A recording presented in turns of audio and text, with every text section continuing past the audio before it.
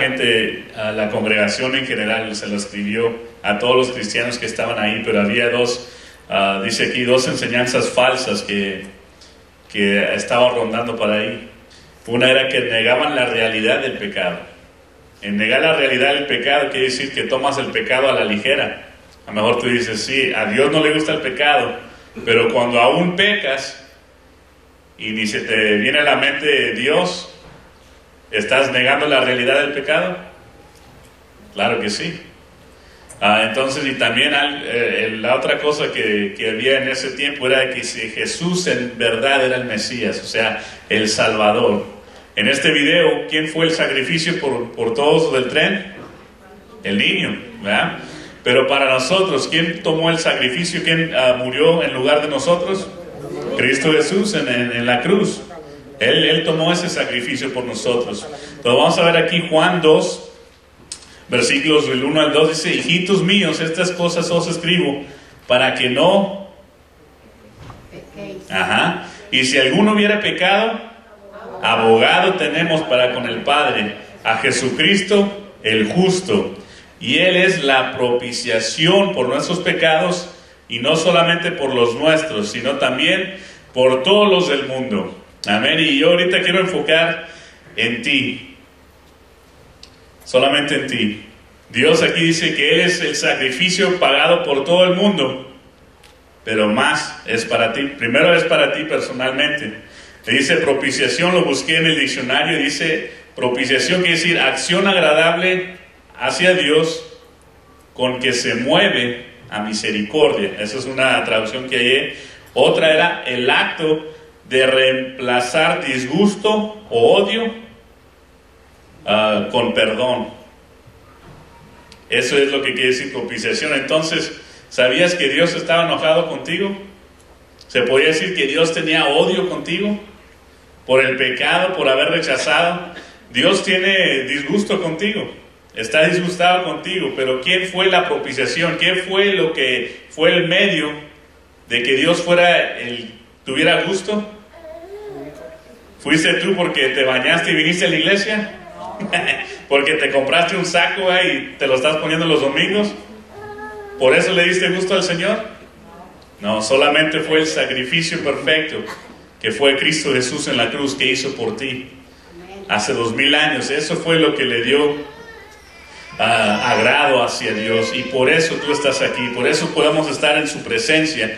Es por ese sacrificio que Él hizo por nosotros. Y aún dice que Jesús es nuestro abogado. ¡Qué tremendo! Jesús es nuestro abogado. ¿Qué hace un abogado? Te defiende. Y qué tremendo que Jesús muere por ti, y aún en el cielo, cuando Dios mira cómo te comportas, cómo te vienes los domingos, pero fuera de la semana, cómo te comportas, ¿sabes quién es el que te defiende? Jesús mismo. El que dio la vida por ti. Él tiene mayor razón por qué disgustarse, ¿sí o no? Él podía decir: mira, yo morí en la cruz por ti y así es como me pagas. Pero en vez de hacer eso, el amor de Dios va sobre más que eso. Y no solamente te perdona y toma tu lugar, sino hasta te protege, ¿verdad? Te está defendiendo ante la ira de Dios. ¿Dios tiene ira, sí o no? Claro que sí. Vemos, Él es un Dios justo, y que en el Antiguo Testamento la tierra tragaba. Recuerdo, tragó a una familia, y a todas sus pertenencias se desaparecieron de la tierra por la ira de Dios. Y cuando Dios iba a atacar una nación que era impura, decía que mataran a todos sus animales, todo, que no quedara nada. Nada. Igual, mujeres, niños, todo. ¿Y por qué era la diferencia? Era el simple pecado. Y ese es el pecado que tú y yo tenemos. Ojalá que tú entiendas que tu pecado mereces muerte, mereces estar lejos de Dios, mereces estar sin Dios ni esperanza. Pero solamente el amor de Cristo fue lo que te rescató. Por eso en este día de amor de la amistad tienes que pensar primeramente en el amor más grande que se demostró hace 2000 años en una cruz, pensando en ti. Cuando fue latigado 30 veces Le dieron la lanza en su costado, le pusieron una corona de espinas, le escupieron la cara, le jalaron la barba, lo pusieron desnudo en una cruz, en exhibición ante todos. ¿Sabes por qué lo hizo? Por ti. No lo hizo para que le hicieran culto o para que vengamos aquí a tenerle lástima. Él lo hizo pensando en ti. Igual que el video, la que estaba Dita, no sé si vieron. Después se recuperó y tuvo un niño. Y tuvo un futuro por el sacrificio de uno. Ahora es lo que Dios quiso, o es lo que Dios quiere contigo. Que por el sacrificio de Cristo tú tengas un futuro. Tú seas alguien. Y lo que vamos a ver es, ¿qué haces tú con eso? ¿Cuántos pueden decir, si murieran hoy, si viniera un tornado como pegó en Ringo, ahorita mismo, y nos arrastra a todos aquí en este templo? No levantes la mano, pero si viene un tornado y nos arrastra, ¿sabes tú que vas al cielo?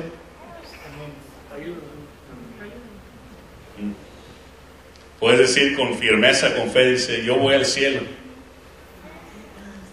Piénsalo, puedes decir eso. Vamos a ver algunos puntos. Vamos a ver el versículo 3 al 6. Y este es algo, recuerden que los puntos que estaba tratando de decir Juan en esta carta era la realidad del pecado. ¿Sabes qué? Si tú no piensas que el pecado es muy malo, el sacrificio de Cristo no vale nada. Es en vano. Diosito me perdona. Sí, Diosito no le importa que yo vea esto, que yo diga esto, que yo haga esto. A Él no le importa, Él me perdona. Si no le importara a Dios, ¿crees que Él hubiera mandado a su Hijo y sufrir lo que Él sufrió? Si no le importara. Cuando tú menosprecias el pecado, estás diciendo que el sacrificio de Cristo tampoco vale nada. Porque si el pecado no es nada y Cristo vino para perdonar el pecado, entonces ¿para qué vino? Entonces hay que abrir los ojos, y con esto es lo que está tratando de mencionar Juan, el apóstol Juan. Está tratando de decir a la gente, mira, el pecado existe y debe afectarte. Diga, debe afectarme. El pecado te debe de afectar. Y porque cuando el pecado te afecta, entonces la realidad del sacrificio toma efecto en tu vida. ¿Estás entendiendo?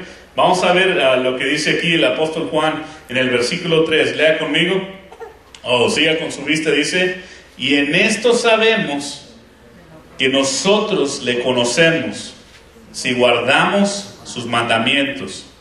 El que dice, yo le conozco, y no guarda sus mandamientos, el tal es mentiroso, y la verdad no está en él. La Biblia manda autoexaminarte siempre, escudriñar la escritura. Dice, si tú dices que tú conoces a Dios, ¿y qué dice? Y no guarda sus mandamientos, ¿qué dice el versículo 4? El tal es ¿qué? Mentiroso.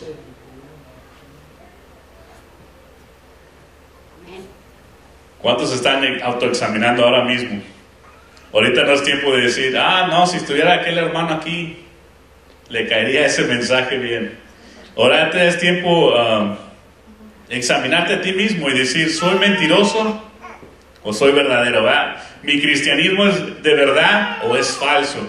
Y quiero ver algunos puntos nomás. ¿Cómo saber si eres un cristiano mentiroso?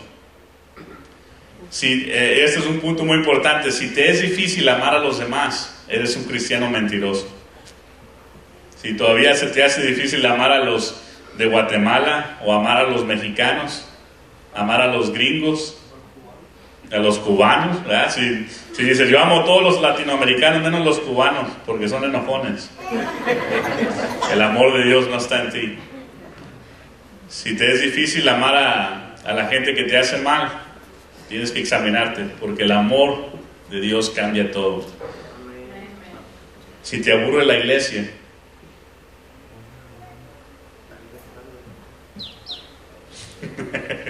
si te aburre la iglesia, tienes que examinarte. A lo mejor eres un cristiano mentiroso. No cabe duda, hay gente que predica y te pone a dormir, ¿verdad?